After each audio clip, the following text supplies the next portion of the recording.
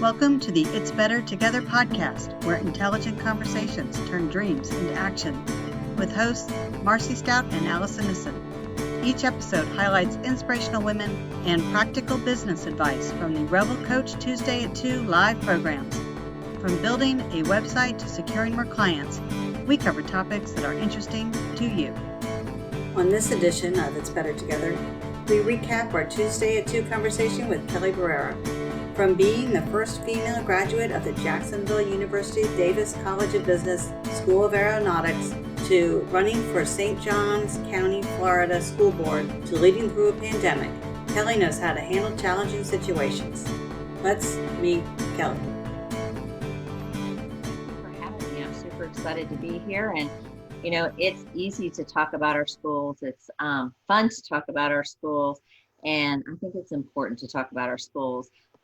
Sometimes people think because everybody has gone to school that everybody knows what school is and what it's about, but the challenges are always evolving.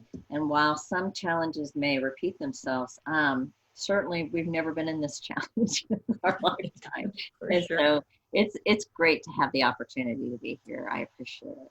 Well, we are grateful you're here. And I'd almost love to start right off with the challenges, because we all know this year has been unprecedented. But what I love, Kelly, about you specifically is that I learned, like I've been on committees with you, and, you know, from my little microscope of my little, say, sidelines chatter, parent chatter, like I really have a very strong view. And you never realize your view could be altered until somebody shares the bigger picture of how, you know, the complexities of anything, you know, but within the school. So Kelly, can you share with us, maybe talk through a little bit of the journey of, I don't even know where to begin. Say starting like within March. So we get the news, we got to shut down schools. Just try to give us a little bit high level of like how the school is, the schools have to respond and how they make decisions. Sure. So we were on spring break in St. Johns County, and the TPC was here. And so everybody was here at the TPC and at the players, and weather was great. And about 4:00, I think it was, on the spring break was starting that Friday. And I think it was 4:00 that Friday that the Commissioner of Education came out and said that he wanted all schools to shut down. And so we had a week, spring break week, that our district, our leaders, and our staff, our teachers all had to reframe what that looks like. With the executive order, there were also, some specifications about how long we could be out, how fast they wanted school back up on an online venue. And I think what was super key whenever anything that happens like that is whether across the board, you have to trust your president and CEO. And so as a school board, we had to kind of step off the gas of calling and questioning and asking, because we were in an emergency situation. We really couldn't maybe question things to the same extent that we normally would, because we couldn't slow down progress. And so at that point, you have to have already had trust built with your leaders and the decision makers. And so we had to do that while we still, if it was something that we were completely uncomfortable with, we had to be thoughtful, think it through, try to find out the reasons that would be coming into play to make those decisions. And but the majority of what we had to do was support what was happening on the ground and the progress that was going forward. So I think that was key. We literally within a 2-week period transitioned to an online platform, online learning, which included, you know, delivering laptops, buying hotspots. We still had responsibilities to our kids who are fed through our schools, both breakfast and lunch. And so we had to transition that. And then we also had employee fear. And that was a big concern for many employees across our district. We had to make decisions about, do we continue to pay people who aren't going into work every day, like our bus drivers, and we had to decide what were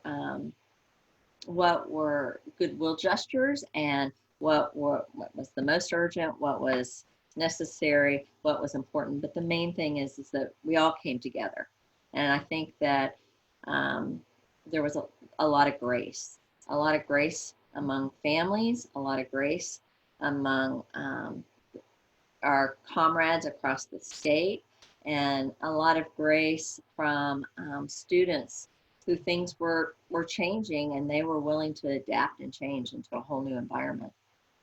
Kelly, I have it on great authority, my sister, that St. Johns County did a really superb job of the transition. And I've heard stories that were much different, where school districts around the country did not do such a good job. And you mentioned the trust. Do you think you had the infrastructure for such a pivot because you've already had that foundation? And it might simply have been trust, but you were able to pivot because you had a foundation available and ready, versus some schools that were just, I don't know, head in the sand? Absolutely, Allison. So trust has always been a part of the fabric in St. Johns County, and the leadership in the county had been doing book club on building trust, establishing trust. So that's been going on for some time. But absolutely, because we're also a very fast growing school district, so we're having people come in daily who are new to the district, who don't know St. Johns County, don't understand Florida, don't understand how things are going. But if you have a basis of that in the community, then you can, for those who are coming in, they see it, they feel it, and that gives them that opportunity to not get as concerned and as nervous when there's massive change. And how it's working right now. So fast forward to now, kids are in school. When a child, so I know there's still a lot of fear, obviously there's still a lot unknown about the vaccine, the drug, the everything. What are you all looking at in the now that we're trying to get back to school as normal? I know some are at home, and just for a point of reference, our county gave options. So we could be fully homeschooled, you could be bricks and mortar, or you could be at home watching the teacher who's in the classroom with the other. So it gave a lot of options. I think that could be one of the reasons why our county's not as disappointed, because we had the choice. But what are you all looking at? What's kind of, give us some insight to what is on your mind and what you're watching. Sure. So in the spring, if we back up, our teachers had to learn and adapt to teaching through distance learning. Now, many of them are doing both distance learning, where you have a student in your class who is actually attending class via a computer, and you also have students in your class who are attending on a daily basis at the brick and mortar site. And so that's been a big challenge, because in theory and in practice, it seems so easy, but it's, teachers are used to moving around a classroom. They walk the room. That's a part of, keeping kids engaged. Well, how do you have a monitor follow you as you walk around that room? Teachers are writing on the marker board, and they're doing visual aids, and the student at the computer doesn't have access to that sometimes. So we are working out some of those rough edges, but I think to be honest with you, everybody's excited to have the students back in school. Everybody's excited. A building is an empty building without students, teachers, without the staff. That's where it really does become, it becomes a home away from home, a second place to grow, nurture, and be at, that kids do enjoy coming back to. And so a lot of that we've worked through together. I think the difficulty is that, we've had some situations where students have had to quarantine, and we've had situations where you've got families that are saying, I wanted to distance learn, but what I really want is to be back in school. And so we've got some flip-flopping going on. And so those are our challenges that we're having the hardest time with right now, because conditions at home change and conditions with students change. And so that's probably our biggest challenge right now, is teachers being able to teach in two different modalities at the same time, and families wanting to change the decisions that they've made. We've had families that have gone back and forth 3 times since school started. And so, I think Superintendent Forson sent an email out to all families and just said, hey, please, if you can, just try to stick in that same modality for 1 semester, and whatever the modality is. And we certainly understand there are emergencies that come up, there are situations that require that. But if you can, please try to stay in that one modality. And I know the next thing I would add to that is that when students are in the distance learning modality, they're doing that at home. And so what's happening is that teachers are not just teaching to that student, they're also teaching to their family at times.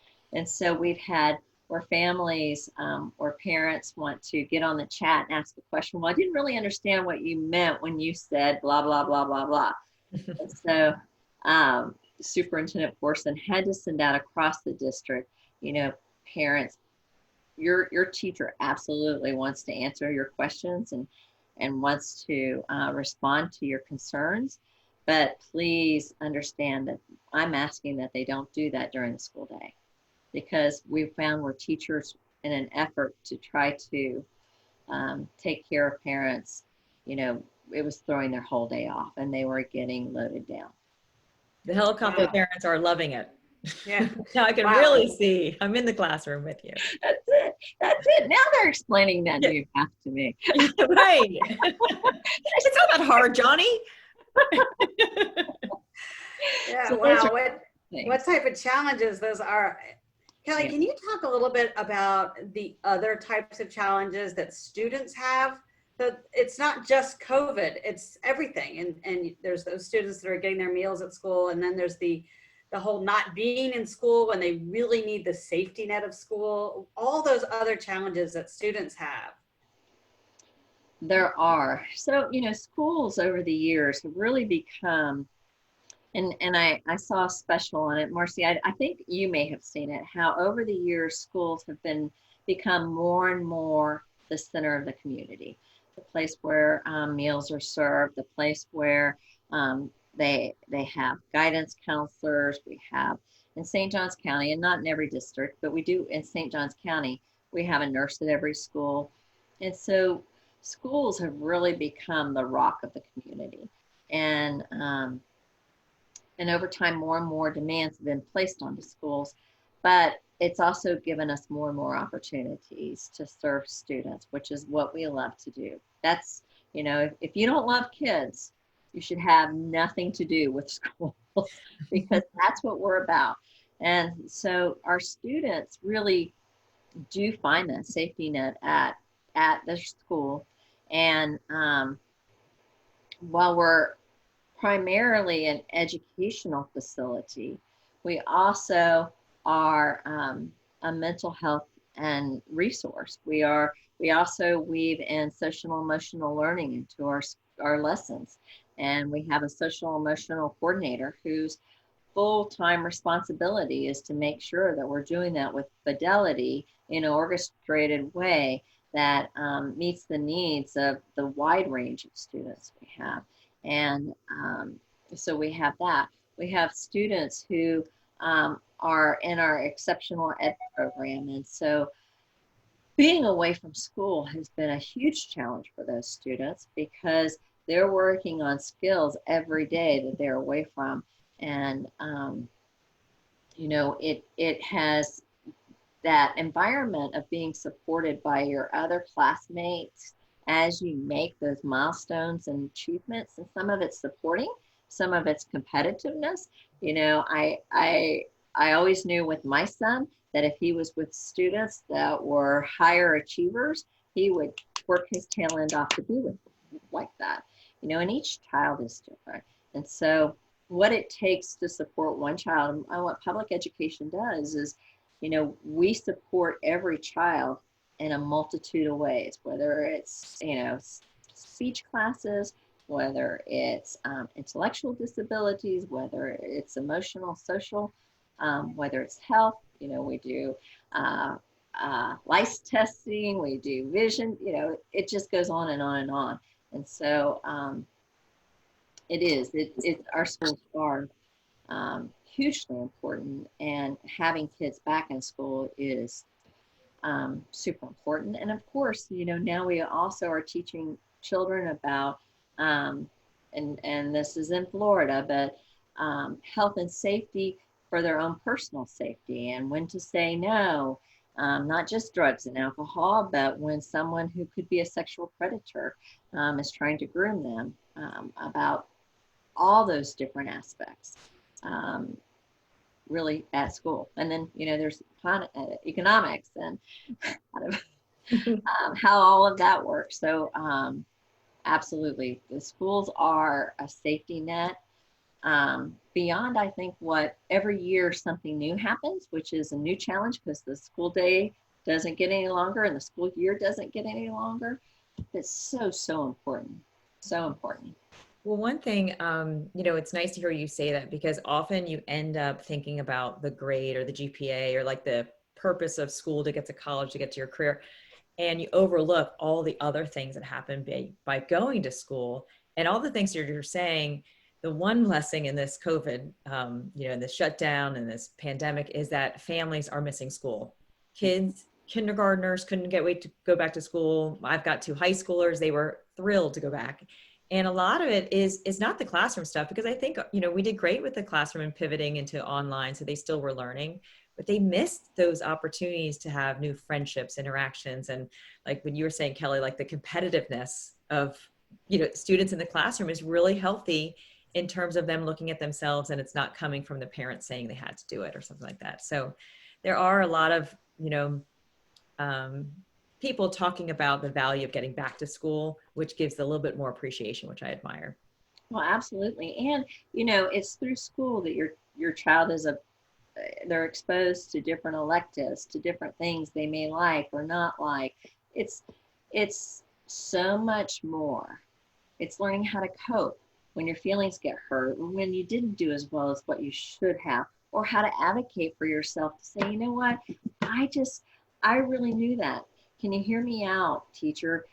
How when you worded this question, this is how I felt like it came across, but this is what I was trying to say. And all those are just life skills. And while parents are the most important part, and the family is the most important part of any child's rearing, school is such an important part, and it's so much more than just the education piece. So I feel very strongly about that.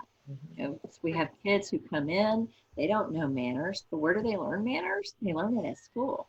We've got kids who don't have male role models, but they come to our schools and they get their male role models. We've got, kids from other countries who don't understand what is socially acceptable. And where do they learn it? They learn it in our schools. So I just feel like our schools really are that safety net, but it's also where students find their identity to propel themselves forward. I could stay on that soapbox for a long time. Yeah. So could I. I totally understand. And I learned when my children were really little that I needed to be their best advocate. How are parents who have children that struggle anyway? So those that have learning differences, those that have speech problems, those that need extra, physical therapy or occupational therapy that I know that they get sometimes at school. How are parents able to not only, so they're having to not just advocate for their child, but being able to transition to doing some of that at home? Has there been extra classes or extra attention paid to those parents?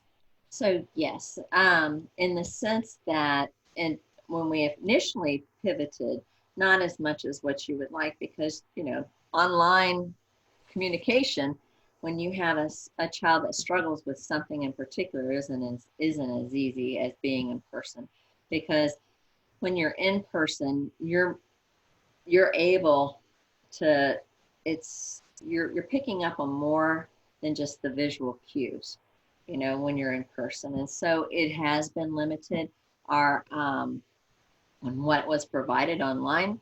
But in a distance learning day, now structured going forward, you're going to have, if you have a student who has special or has additional resources necessary, you're going to have that structured within the day. There's going to be things that they're going to be expected to do on their own, but there's also things that there's plugins, so to speak. And so some of that, but I have to say, especially for our students who have extra hurdles to overcome, being in the classroom day in and day out, typically really for every student, unless you're super self-motivated, being in school just shows the greatest success. Now with that, as far as advocating, if it's before your child has entered the school system, I highly recommend reaching out to that district office. And every district has a student services area, and they can help to get you plugged. Like, we work closely with the Department of Health. We work closely with all the different agencies within the community. We have community centers set up at 2 of our schools to help just in the community. So I highly recommend connecting with that district student services office to find out if you have concerns about special things. Like, for instance, my daughter was taking speech lessons at Ocean Palms before she was even able to be a student at Ocean Palms, because in preschool it had been noted that she had speech difficulties. And so I do encourage that, and that's done through the student services department. But I also want to remind parents, because this is something that I think it's easy for parents not to realize, is that every child isn't going to learn and grow at the same rate. That doesn't mean they're not going to get there. It just means that it might not be at the same rate as somebody else. And so I'll give you an example, just talking about myself. I probably would have been considered a very slow learner in kindergarten, first and second grade. I got the resources I needed in third grade, which was speech therapy. And I went from being the very bottom of the class to being the top of the class.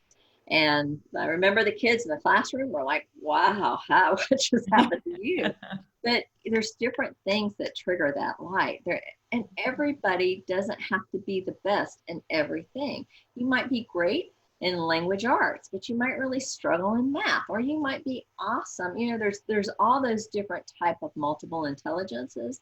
And so I would just encourage families, while you might need to get through certain aspects of an education in order to get to where your child needs to be, not to focus just on that, and not to compare so much to the next child, but to really latch on to that there are different multiple intelligences, and that your student and your child can shine, and where that trigger point is for them may be different than where it is for your next door neighbor. That's so true.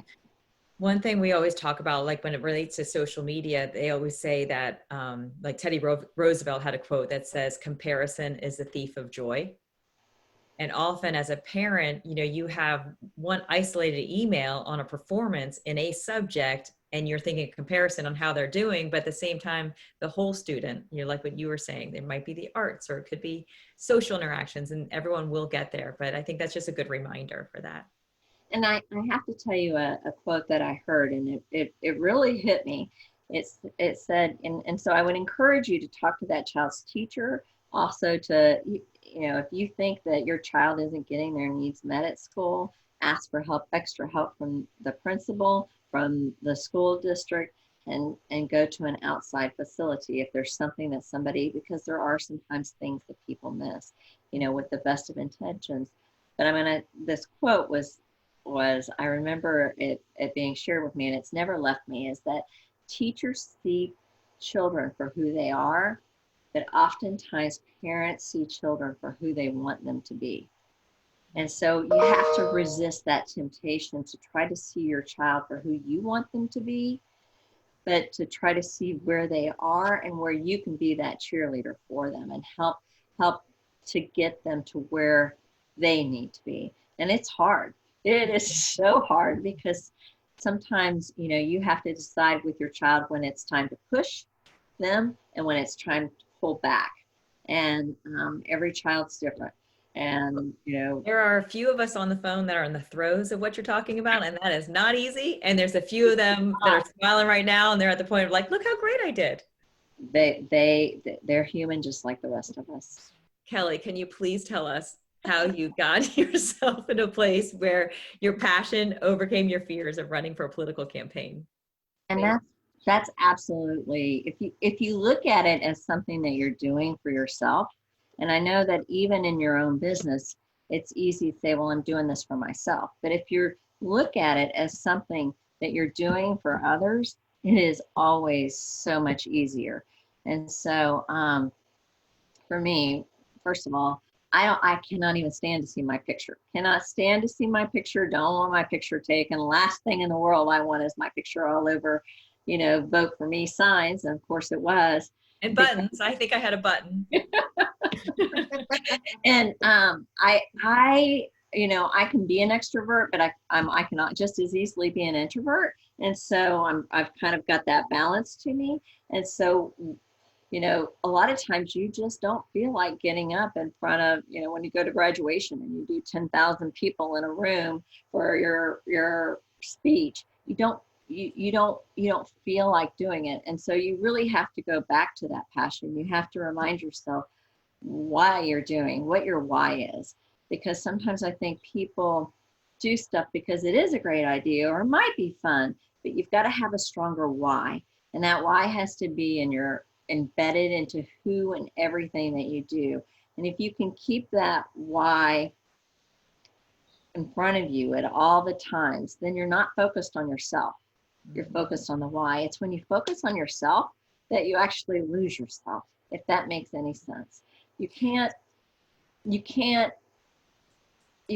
grow and become more if all you have is yourself. Mm-hmm. And so I think that I look back over the campaign and I feel like I had, especially this last campaign, because it was so hard. There was, frustrations in the community and things weren't going the way, a lot of people wanted him to go, but those things happen no matter what. But I feel like I had guardian angels around me, and a lot of them were my friends and people who just came alongside of me because they could see my why was bigger than me. Mm-hmm. And if you can see that somebody's why is bigger than themselves, people do want to help them with that. And so, I think in any business, I remember interviewing one time with this man, and he had this dream for his company. And, the job didn't really interest me that much, but it would fit into my life at the time. And the pay was okay. But my decision to go work for him was because I knew I could help him. It was the why, right? And so I would encourage you to always be focused on the why, because that's what brings people alongside of you. Mm-hmm. Whether it's business, whether it's a new business venture, whether it's public service, it always has to be the why. So can I ask how you stay focused on the why? So like, say there's a time where you're frustrated, there's a lot of, say there's an important vote. And so there's a lot of debate and discussions around the vote. Are you driving to the meeting and you're reminding yourself of the why, or is it just so embedded of who you are? No, there's a couple of things, and I'll have to share a story because, and it's really a God thing. Almost every single time when my husband is like, tell me why you are doing this, because I don't get it. I will get a text or an email or something within that 48 hours, and all I'll do is just hand it to him. and it shuts the conversation down. So when those happen, and those don't happen very often, they are such a gift. So I encourage you all, when things do go well, to reach back to people and let them know that, because you don't know what struggles they're taking on. But Dr. Kinney, who used to be the president of Jacksonville University, and she really was a mentor to me. I remember she taught me this, and this is something that all of you need to keep and you need to hold on to. We were, I was busy, and problems. And, I was in the back seat of the car. My husband had gone to go pick her up for an event, and she just recently passed away a few months ago, and she was 102. She just that shy of her birthday. And she kept a conversation, and she was always so gracious, always kept a smile. And then on the way back home, and I was busy. And on the way back home, she said, Kelly, she said, whenever I had a lot going on in important meetings, I would take time to meditate. And I said, oh. I said, you did? She said, yeah. And I really felt like it helped me before I went into a meeting or a difficult situation. I said, well, I could think about that. I could meditate. She said, yeah. She goes, and then I became president of the university. She said, I really didn't have 15 minutes. She said, and so I would take 3 minutes. Take 3 minutes and just meditate before an important meeting or before something would happen. And I'm like, well, I could do 3 minutes. And I said, what did you meditate on? And she said, love. And that has really changed my practice of, before I have those hectic times, before I go into a room full of people with different needs, different opinions, different agendas, before I go to make those controversial vote, and before I go into every single of the zoning meetings, because those are heated and passionate. And it also helps me before I go into those uncomfortable situations, like that are gut wrenching, or make those uncomfortable calls. Is I take that 3 minutes, I put the timer on my watch from my phone, and I literally just meditate on love. And it has made all the difference in the world. And it was the best piece of advice I have ever gotten anywhere, because I think that can be used in uncomfortable conversations with your family, uncomfortable conversations with your friends, uncomfortable conversations dealing with businesses. It just, once you change your attitude and how you approach something and just your whole being, it changes. It's a ripple effect, and it changes. It may not change the outcome, but it certainly will change the process. What a beautiful story. That is so remarkable. And how lucky for you to have her in your life, to have that type of mentor. I know. She was amazing. She was amazing. And she died on Mother's Day, and she didn't have any children. And but we were lucky enough to go see her before she passed away on Mother's Day. And, those kind of things will always stay in your heart. I could imagine. What is fascinating, I always feel like the mom response to how you're doing went from fine to I'm so busy. And I'm always like, what are we supposed to do with that comment? Fine is much better than I'm so busy. You want somebody to feel sorry for you, but that 3-minute investment allows you to take a breath, and just kind of recenter yourself. What's most important? How do you really want the person to feel around you? And I'm grateful for that story you shared. I'm going to remember that. No, it's the very best piece of advice I've ever gotten, because it just, we have such short interactions sometimes with our family and friends, and it's so easy to get caught up in the stuff. But I think those type of things help to change the beginning, the middle, and the end of every part of our day. Look, Kelly, I'm going to ask you, I was reading your bio, and it said something about you being the first female graduate of the Aerospace Jacksonville University. Jacksonville, is that correct? Yes, and that was not easy, because the head of the program, he I literally remember sitting outside of class one day and hearing him say, guys, I'm telling you, what's going to happen. You're going to get on an airplane and you're going to hear, ladies and gentlemen. And he imitated a female's voice from the cockpit. And so he really didn't want, and there were other females before me. And so he really did not want me to be the first female graduate of the program. He actually had my husband, who was the smartest guy in the aviation program. When the head of the program didn't know the answer to a question, he would ask my husband, and my husband would answer it. So he asked my husband to tutor a girl who was several years younger, but her dad was the VP with Gulfstream.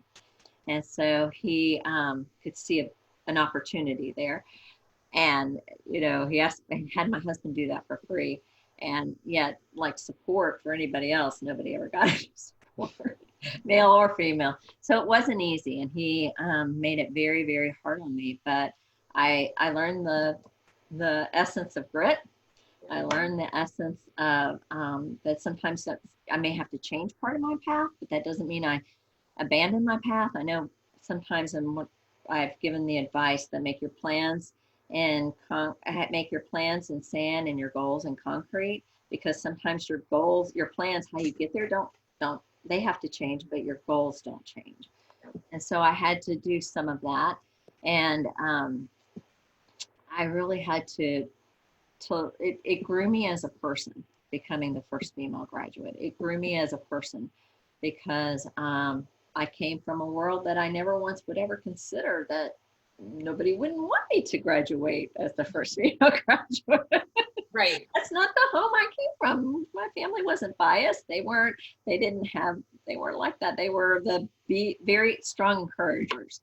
And so it was eye-opening that would even exist. That sexism would even be an issue. That's amazing. Impressive. I love that, because you saw and your parents saw that you could, and so you just went for it. And you know how they always say, like, whether you think you can or whether you think you can't, either way you're right. Right.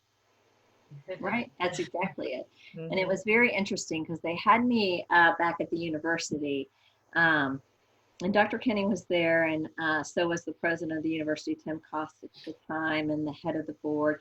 But they had me there to come and speak at the 30th anniversary, which I never even would have thought I would have done. And they also had the head of the aviation program at the time come and speak. And my whole message was on perseverance, because, you know, I became a better person because of that experience, even though it was really bad.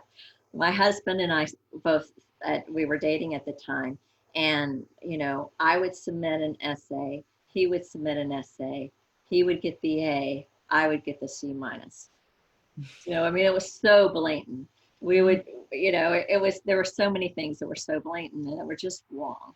I couldn't get scheduled for aircraft time. He could. Like, can I borrow your ID? Yeah. That's amazing. I'm going to go by KB. Yeah. Remember Sheryl Sandberg's book? She did that, where they did like a blind study, and they submitted papers, and they had different names in the study, and the peers, it wasn't even like somebody that was older. The peers, even women, rated the woman's name paper worse than the man's name paper. Like it was like crazy. To watch a live Tuesday at 2 program with Revel Coach, visit us at revelcoach.com. Until next time.